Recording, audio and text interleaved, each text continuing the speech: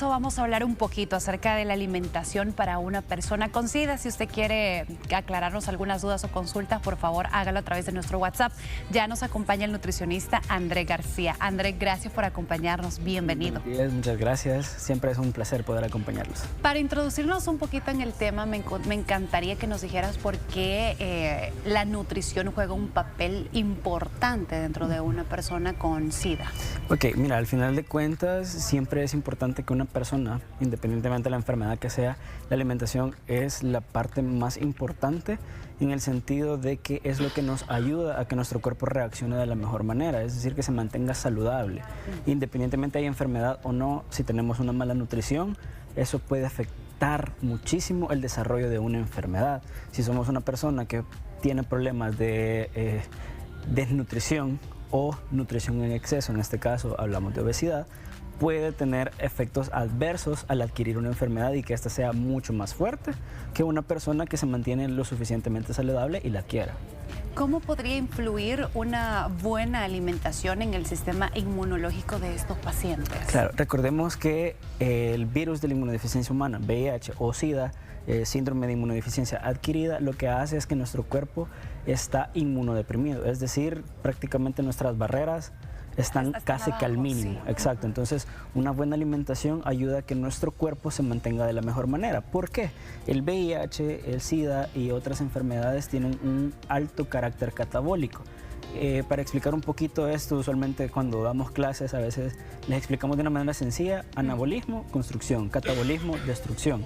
Entonces, estas enfermedades son altamente catabólicas. Quiere decir que, como en buen salvadoreño decimos, consumen a las personas. Entonces ya cuando hay una persona que está hospitalizada por VIH, usualmente la solemos ver ya con desnutrición, ya han perdido, exacto, sí, que nosotros decimos los ha consumido la enfermedad por eso mismo, sí, porque la piel se nos empieza a pegar, empezamos a perder masa muscular, empezamos a perder grasa, y poco a poco todo esto va afectando cada vez más hasta que nuestro cuerpo está lo suficientemente débil y cualquier cosita que nosotros adquiramos puede ser altamente mortal.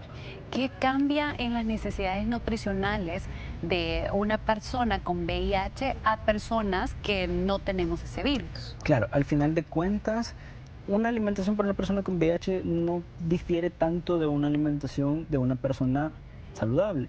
El único problema es que hay varios factores que influyen. Uno de los principales es la interacción del fármaco, porque como se les dan fármacos especiales, muchas veces estos fármacos tienen efectos adversos.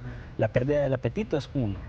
Dos, hay algunos fármacos que al ser muy fuertes, nuestro estómago los resiente, entonces les da náuseas, ganas de vomitar. Algunos provocan diarreas de una manera crónica prácticamente porque es muy pesado para el estómago. Por eso la pérdida de peso. Por eso una parte, porque al final eso lo que hace es que lo ayuda a facilitarlo más, porque se empiezan a deshidratar, se empiezan a ir, exacto, no les da hambre o les da hambre, pero todo lo que comen lo regresan. Entonces, ese es uno de los factores. Otro de los factores es lo que ya les mencionaba, el alto carácter catabólico que tiene, lo que nos hace es que vayamos perdiendo nuestra masa muscular de una manera rápida. Entonces, una alimentación sí sería lo ideal, es de que consuman un alto consumo de fibra, en este caso de vegetales y frutas, que haya una buena cantidad de proteínas para que realmente puedan mantener o darle como ese sostenimiento lo más posible a nuestros músculos para que no se vayan degradando tan O sea fácil. que sí necesitan más calorías y más proteínas. Por ejemplo, sí, podría ser una dieta basada en más de 2000 calorías. Va dependiendo mucho, pero sí, por ejemplo, incluso yo cuando estuve en los hospitales me tocó ver a pacientes con VIH y lastimosamente en los hospitales no, y eso es bien divertido porque no siempre es solo, VIH, no, usualmente eran personas con problemas de tuberculosis, con VIH, con enfermedad renal crónica y anemia, por ejemplo. Entonces era una combinación exagerada de cosas, entonces sí, al final tiene que irse viendo todo eso, porque si es una persona, por ejemplo, que tiene VIH, pero tiene enfermedad renal crónica, no se le puede dar altas cantidades de proteínas, sino que tienen que ser muy específicos. Entonces ya es una parte bien complicada de la alimentación. Si hablamos solo de VIH, sí, tendría que ser hipercalórica e hiperproteica para que tengan una buena cantidad de calorías, tengan una buena cantidad de energía, y muchas veces por eso se recurre a la suplementación, muchas veces en personas con VIH, porque llega lo que te mencionaba, que se pierde el apetito, empiezan a tener malestares, entonces es más fácil a través de un suplemento poder llegar a cumplir esas necesidades y que no tengan ese problema de no tengo hambre, ¿vea? O ya se les hace más fácil el poderlo consumir aunque no tengan hambre. Definitivamente. ¿Cuáles podrían ser esos alimentos recomendados para fortalecer el sistema inmunológico? Las proteínas magras sería una buena estrategia. El uso de pollos, pescados que no sean muy grasos, pero que tampoco estén muy crudos tampoco. Y ya que mencionaste lo de las proteínas, ¿se recomiendan proteína vegetal? ¿La mezcla de ambas? Podría consumirla por practicidad. Se podría hacer una mezcla de ambas, ya que a veces la proteína vegetal, el único problema de la proteína vegetal a veces es que no es una proteína completa. ¿En qué sentido? Que no tiene todos los aminoácidos que nos aporta la proteína animal. Pero al hacer combinación puede darse de que sea mucho mejor. Ahí va dependiendo mucho también de los gustos y del apetito de la persona, pero sí, por lo menos pollo, pescado serían, creo que, opciones fundamentales. Carnes rojas se puede, pero tienen que estar bien cocinadas y tratar de no evitar consumir en exceso, perdón. Frutas y vegetales, principalmente aquellas que nos aportan una buena cantidad de vitaminas, naranjas, arándanos, fresas, puede ser incluso hasta guineos, cosas por el estilo que nos ayuden con calambres, etcétera, etcétera. Hidratación siempre es una base importante, sobre todo si hay problemas ya de diarrea persistentes o de vómitos. La gente se deshidrata, entonces es muy importante que tengan una buena hidratación y evitar lo que prácticamente todos deberíamos evitar consumir en exceso, ¿verdad? Azúcares, frituras, todo esto refinado. De vez en cuando, con ellos es un poquito más complicado, pero sí tratar de evitarlo lo más que se pueda. ¿Cuáles serían entonces esos carbohidratos que podríamos consumir sin que nos cause esos picos de azúcar? Claro. O sea, para mantener también la energía. Serían los carbohidratos complejos. Los carbohidratos se dividen en simples y complejos. Simples son aquellos que cuando nosotros los consumimos, inmediatamente se utilizan. Complejos, como su palabra lo dice, cuando nosotros los consumimos, poco a poco se van degradando y poco a poco nuestro cuerpo los va absorbiendo. Entonces evita que se hagan esos picos de insulina tan grandes. Necesitamos los complejos. Exacto, serían los complejos. En los simples usualmente van los azúcares, van pan dulce. Eso, la bollería, repostería, todo este tipo de cositas que son así. Galletas, exactamente. En los complejos va la avena, van algunos tipos de pastas, pero cuando son integrales principalmente, o granos integrales, puede ir la quinoa, puede ir el arroz, puede ir los frijoles, los garbanzos. Entra la yuca, la papa, sí, eso sí, también entra. También. La papa, además de que es complejo, también brinda bastante saciedad. Entonces es una muy buena estrategia que nosotros ocupamos a veces en los planes de alimentación. Eso, y evitar, como te digo, prácticamente todo lo que ya venga en bolsa, ya listo para consumir y preparar. ¿En lata?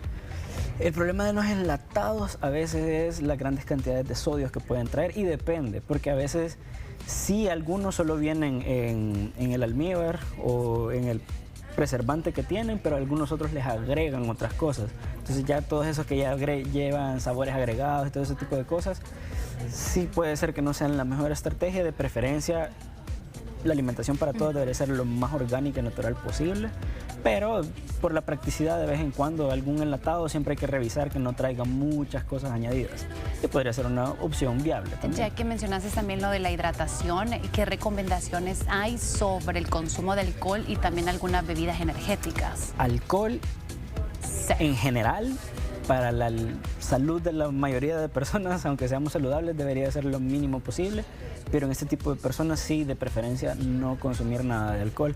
Recordemos que nuestro cuerpo está inmunodeprimido y el alcohol, vamos a agarrar el chiste, tengo sed, me dio sed, quiero algo de heladito, dicen a veces. El alcohol no hidrata, todo lo contrario, deshidrata. Por eso es que la goma, que se le dice, es la deshidratación que pasa a nuestro cuerpo, porque al nomás entrar en nuestro cuerpo empieza a tratar de quitar todas las toxinas a través del sudor y la orina. Entonces por eso la gente se va deshidratando. Entonces el alcohol es la peor combinación que podemos tener teniendo ese tipo de enfermedades. Porque si ya de por sí puede ser que tengan problemas de diarrea y nosotros estamos deshidratando todavía más el cuerpo, puede ser mucho peor.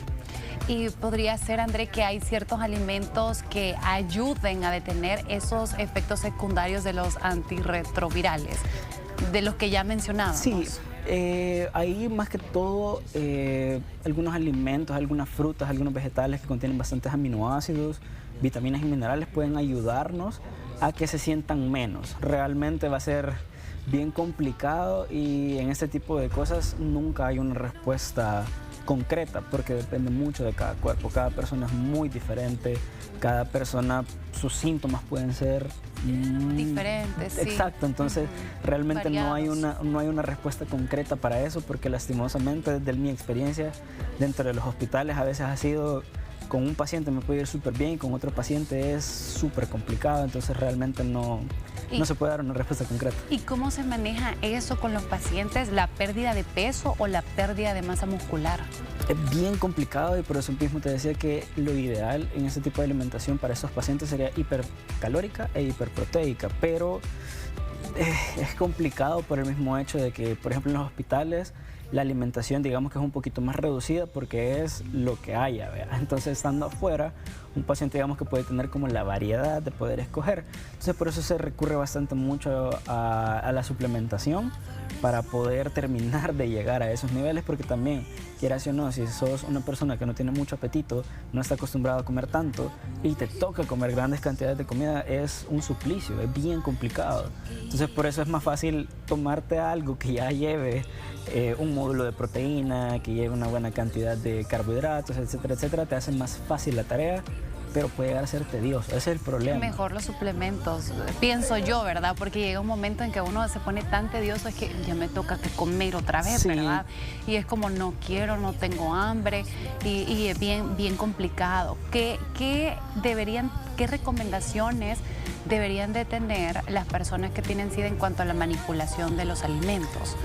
Porque me imagino que sí. tiene que ser, no sé si tiene que ser una preparación diferente o algo, pero la persona que lo realiza debería de tener una buena higiene. No necesariamente diferente, pero sí siempre tienen que tener mucho cuidado. Por eso decía, el evitar los azúcares en excesos, el evitar consumir cosas crudas, relativamente crudas, porque si nosotros consumimos algún alimento que esté mal lavado, que esté mal preparado, por ejemplo el pollo, el cerdo, el huevo, si se prepara mal puede caernos mal en el estómago. Y si ya de por sí nuestras defensas están al mínimo, cualquier cosita puede crear una crisis y llevarnos al hospital, ¿verdad? Entonces es bien complicado porque la persona que realmente va a estar cocinándoles a este tipo de pacientes sí tienen que tener todas las medidas de higiene posible para evitar que hasta lo más mínimo de bacterias o algo pueda entrar en los alimentos. André, y no sé si tuviste la oportunidad de, como ya para ir finalizando, cuando estuviste dentro de los hospitales, ¿qué recomendaciones o cómo es la alimentación de personas, o de mujeres, mejor dicho, que están embarazadas, que tienen SIDA o que están lactando?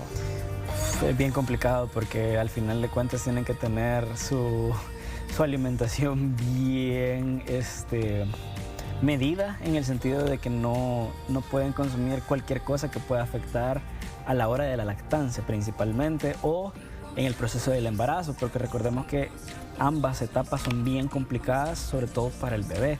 En el embarazo el problema es que si llegan a tener sobrepeso y están comiendo unas grandes cantidades, puede generar problemas a la hora del parto o dar crisis previas al parto. Entonces es bien complicado, tienen que estar monitoreándose bastante seguido a este tipo de personas. Entonces yo por eso igual siempre la recomendación que les digo, cuídense, tengan cuidado, seamos responsables, tratemos de la manera de lo posible, evitar llegar a este tipo de situaciones. O sea, al final de cuentas, nosotros podemos quedar balanceados y estar saludables. Sí. Pero si ya estamos enfermos, el problema es que es muchísimo más complicado, se vuelve restrictivo y ya es más un suplicio el estar cotidianamente teniendo que o comer lo mismo o estar en esa situación en la que no queremos estar. Sí, me imagino que se vuelve más complicado. André, te queremos agradecer por tu tiempo, gracias por ayudarnos a desarrollar este tema. Si usted quiere pasar consulta, hágalo a través del 75 22 39 53. Mire que no tiene que esperar hasta enero para entrar en una buena alimentación, porque la alimentación, una buena alimentación son los 365 días del año.